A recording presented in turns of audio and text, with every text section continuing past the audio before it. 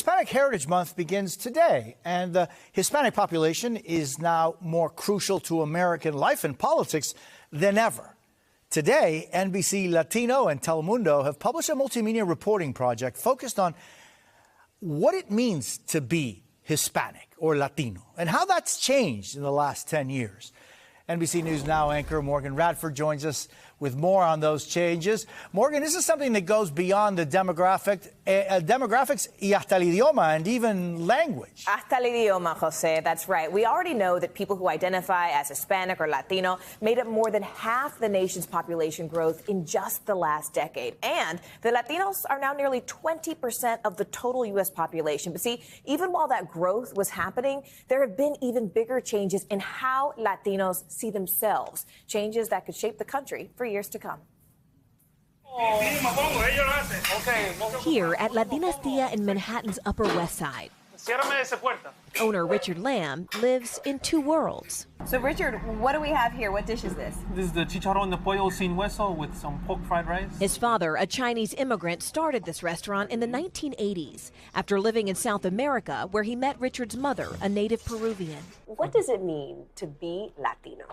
That means everything. It's mi vida, it's my life, it's my heritage. I mean, a lot of people still get surprised when they hear me speak Spanish, but there are so many interracial, everywhere, especially here in New York City, right? I'm Latina, I'm very proud to be. And it's not just here. Based on the latest U.S. Census, the Latino community has grown dramatically and is now more diverse than ever. Nationwide, the number of Hispanics or Latinos reporting more than one race has skyrocketed in the last 10 years, from 3 million to over 20 million, while the number who identify as only white has dropped by nearly half. For journalist and writer Janelle Martinez, whose work focuses on culture and identity, it's a change she's seen firsthand. Over the last 10, even 5 years, I think there's been a greater conversation around the terminology that we use. So Latino, Latina, Latine, Latinx has become a more visible conversation. People are pushing back and really honing in on what do we mean when we are using these terms. So what's changed? First, social media, where a wave of young creators is exploring their own identities and sharing their journey along the way. I just started posting. I'm like, yeah, I look Asian, but I'm Mexican. You have to deal with it. Secondly, language. The share of U.S.-born Hispanics who speak Spanish at home has declined by nearly 10 percentage points in the last 4 decades, with second and third generations less likely to encourage their children to speak the language. A trend comedian John Gonzalez, who's half white and half Hispanic, has seen in his own life.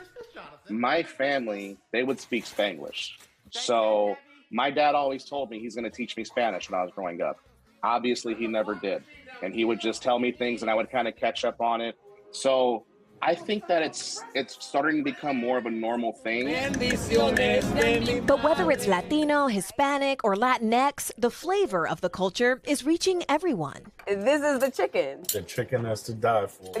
It shouldn't be surprising to anyone anymore. Everyone is interracial, everyone's mixed. It's time people caught on, huh? It's been time people caught on that. Well, look, Jose, the data has been fascinating. There are actually 2 other interesting points here that might be useful. One is that our incredible digital team, Nicole Acevedo, Sandra Lili, they actually reached out to companies like 23andMe to get a sense of how people are digging into their own heritage. And they found the percentage of new customers who are of Latino descent rose by over 50%. And number 2, there are an estimated 5 million people of Hispanic ancestry who do not actually self-identify as Hispanic. And that's all according to Pew Research. So, for example, if politicians are trying to reach out to Latino voters ahead of the midterms, they may have to speak to this community to really learn how they describe themselves before they can actually address them.